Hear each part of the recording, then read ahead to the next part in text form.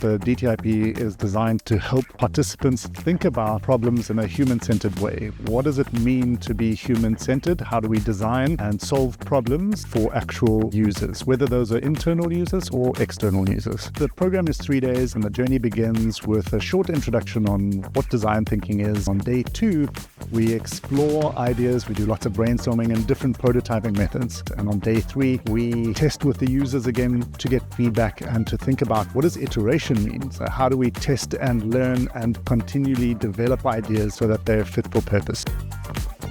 It was just all around a very, very positive experience for myself and for my team. I had fun, and we hope that all of this just rubs off on everybody else who comes into contact with.